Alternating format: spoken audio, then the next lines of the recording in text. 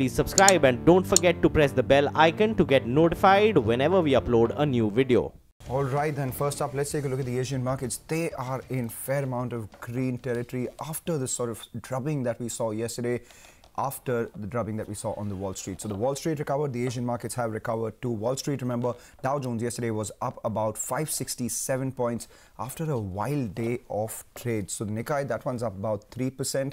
And remember, all the stocks that lost yesterday are the ones that are gaining today. You have fast retailing and the likes, the Nikkei blue chips, all of them gaining. Similar is the case in the Korean markets, though the gains are a little less pronounced as against the Japanese index. That one still is absolutely flat in green terrain, but a lot of those stocks, the likes of Samsung and HK Hynix, were gaining in trade in today's trading session, the ones that lost yesterday. Apart from that, we have the Straits as well as the Taiwanese indices. Both of them should come up for you, sitting with gains of 1.3 to 2.1%.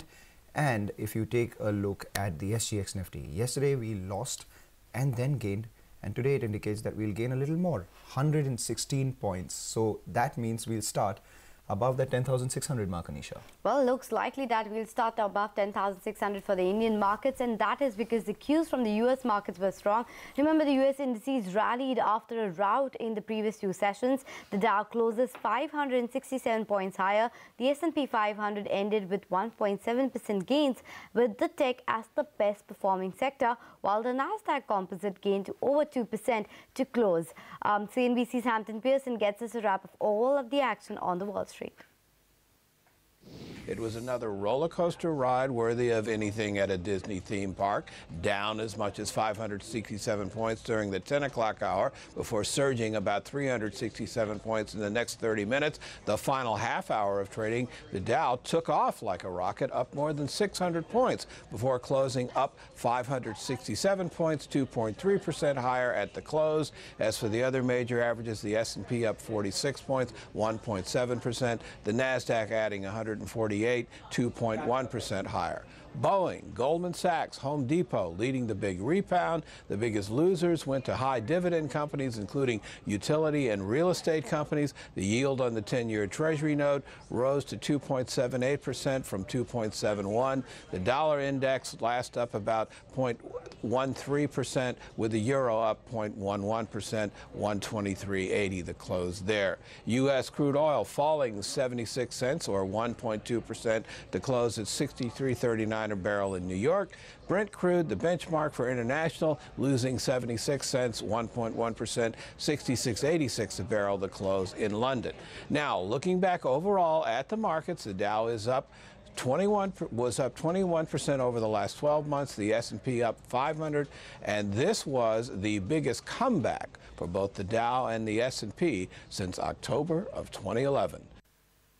Okay, thank you, Hampton, for that. But on that note, let's get in some global opinion on what the impact of the move in the US market can have on the Asian equities as well.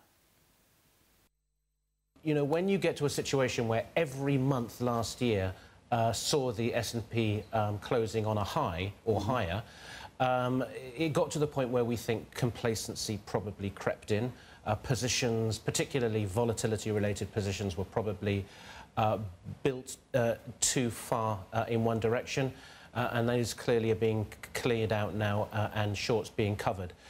I absolutely buy the view that the technicals and algorithmic trading probably played a large part in it. But for me, the major takeaway is a slightly important symbolic moment, such that growth and inflation, which hitherto had been regarded very much in a Goldilocks.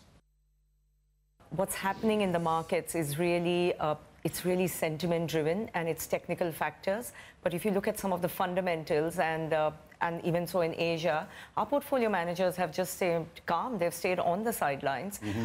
We haven't seen any unusual bout of activity either way. And the traders have been saying that, look, there's still net inflows into equities, which has been, and that continues, no change to orders.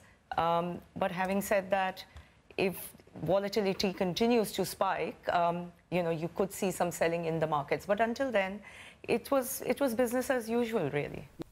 Okay, business as usual, and if volatility continues to spike, there could be some selling. That's the word coming from Meda Sawant. But keep an eye on the fact that the CBOE VIX yesterday fell about 20%. So let's take a fright across the Atlantic in the European markets as well.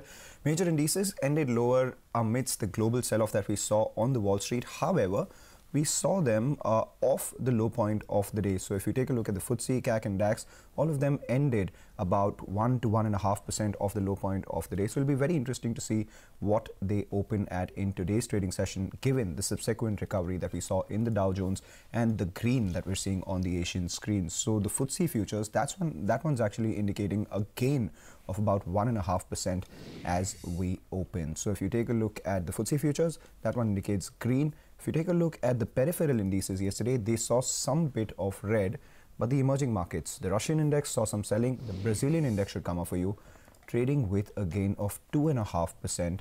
So maybe perhaps some sort of risk on or not on the Brazilian index, Russian index, some money was pulled out. Okay, so that was about equities, but let's shift focus to the currency space now. The US dollar ended weaker against the euro, but it is firmer against the yen on the back of some safe haven buying.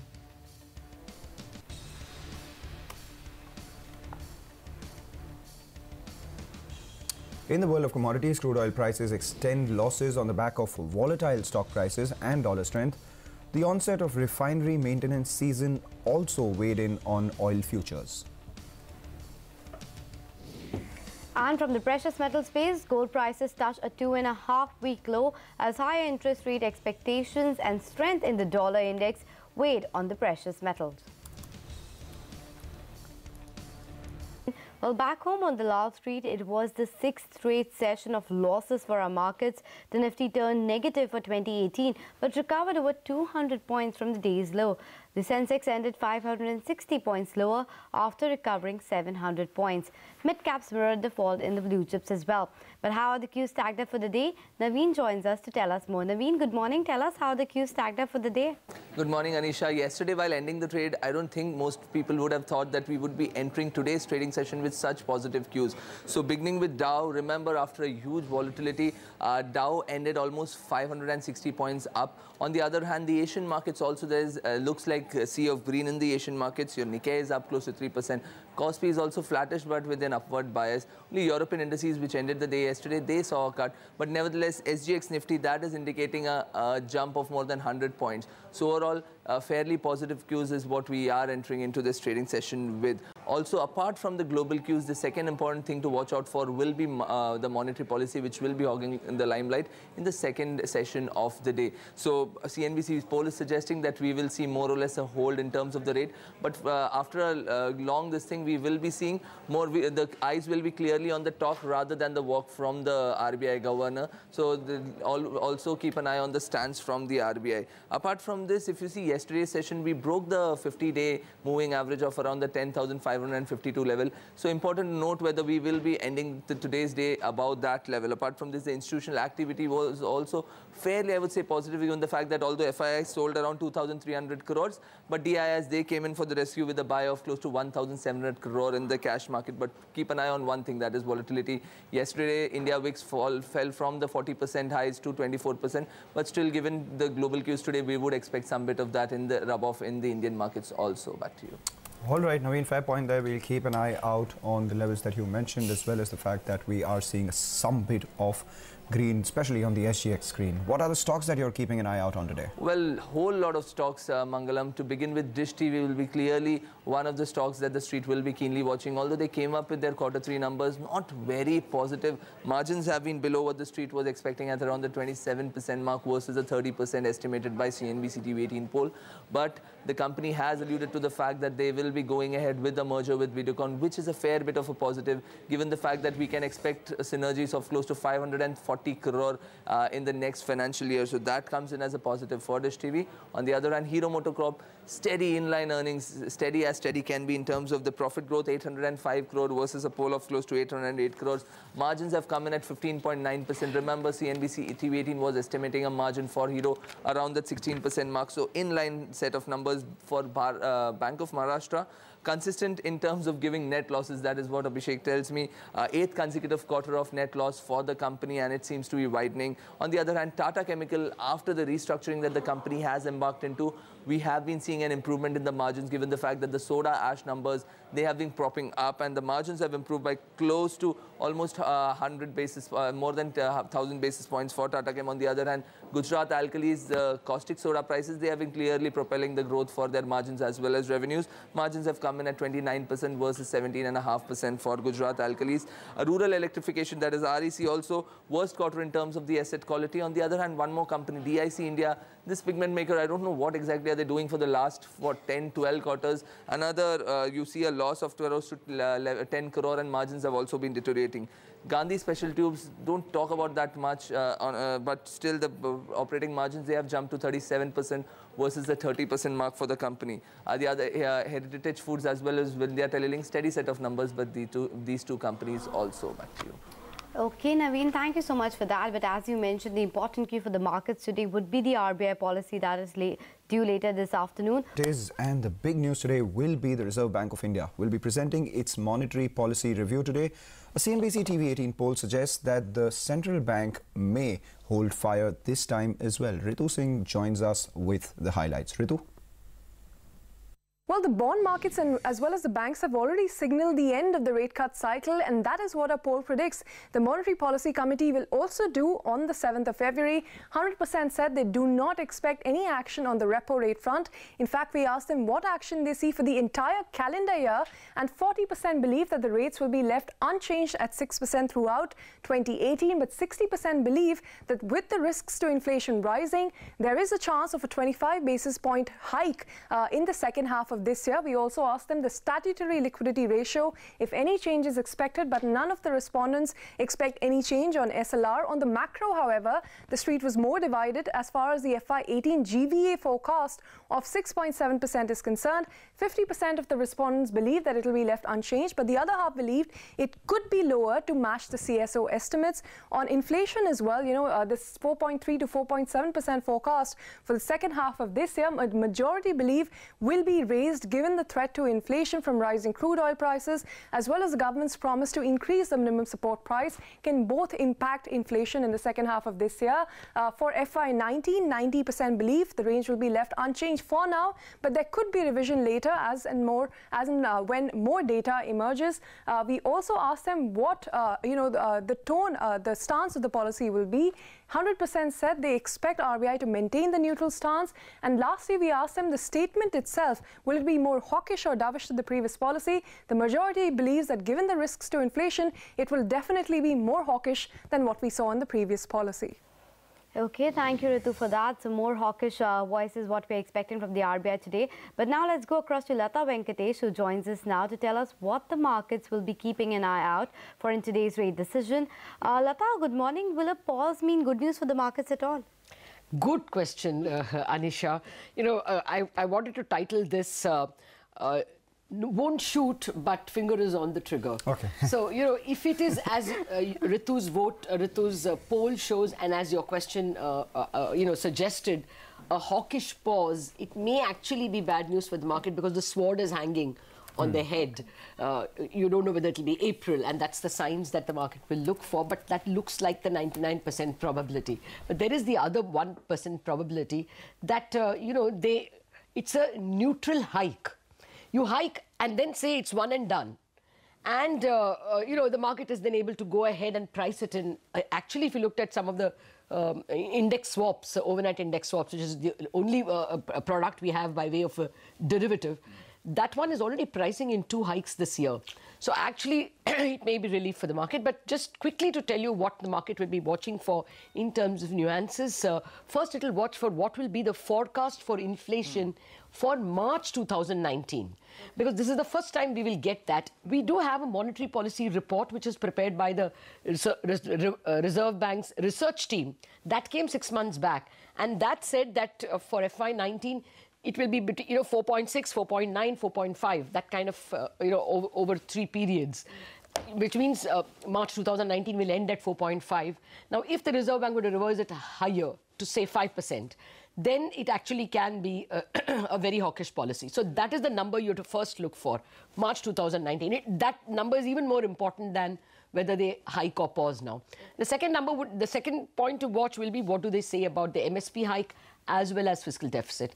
And the third, what are they saying about the current kind of buyer's strike that is on in the market? You know, all auctions are failing. They're cancelling auction after auction because people are not interested in buying long-term bonds. There will be inevitable mark-to-market losses because people are staring at a rate hike. So how is the RBI addressing that? All right, Lata, thanks a lot for that. We'll keep the finger on the trigger, won't shoot. That is the key takeaway. So let's take the gun across to Ritu Singh, who also caught up with Rajneesh Kumar, the SBI chairman, and shot the question at him, what he expects from today's Monetary Policy Committee.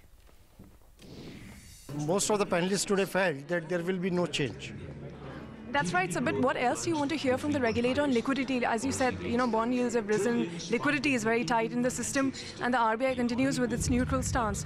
What would you like to hear from the regulator on that front? No, that is a decision which regulators will have to take, and that would all depend upon how do they view inflation, spelling out what is happening in the global markets, what is happening to the crude oil prices. So there are so many factors which go into when you take such a decision. If you ask a banker or if you ask an industrialist, they will always say that we want a softer interest rate regime. But that is only an expectation. But when regulators decide, they have to take a view based on what the macroeconomic scenario is and what is in the best interest of the economy and the country. But sir, as far as banks are concerned, have we seen the bottom of the cycle for interest rates? Will they not go down further from here, given that, again, you said liquidity is tight? As of now, it doesn't seem to be that there will be any downward movement of interest rates. What about deposit rates, sir? Is there a possibility of you hiking deposit rates in this environment? When? In this current environment, in the short term, is there a possibility? We did some hike in the bulk deposit rate. Retail deposit we have left untouched as of now. Okay. And depending upon how the credit growth spans out, what is the liquidity situation, and if there is a need, then we will revise. That is a decision we take every month, we review every month. Okay, so that's the word coming in from the SBI chairman, but let's also listen into what India's key bankers expect from the RBI MPC meet today.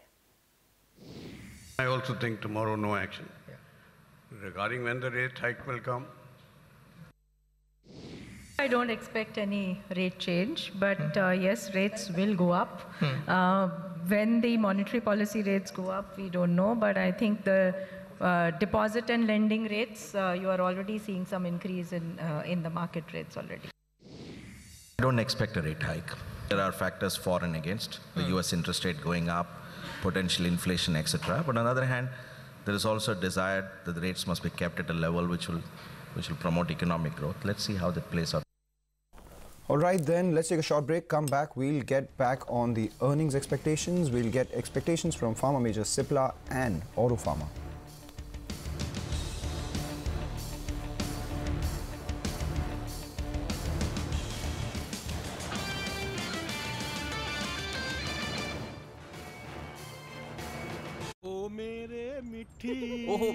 मुझे तू मिली मेरे ये क्या शोर मचा के रखा है? ये कुछ टाइम है शोर मचाने का? 9:30 बज रहे। हमारे सोने का टाइम है भाई, हम गोली लेके सोते हैं। इतना शोर मचाना है तो दूसरा का ढूंढ लो। सॉरी।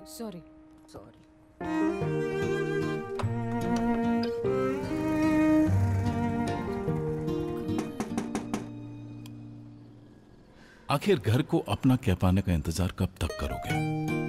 बंधन बैंक के इजी होम लोन्स। बंधन बैंक, आपका भला सबकी भलाई। जब हमने गांव-गांव में ई-चौपाल शुरू किया, किसानों को मिली अच्छी फसल और सही दाम, और देश को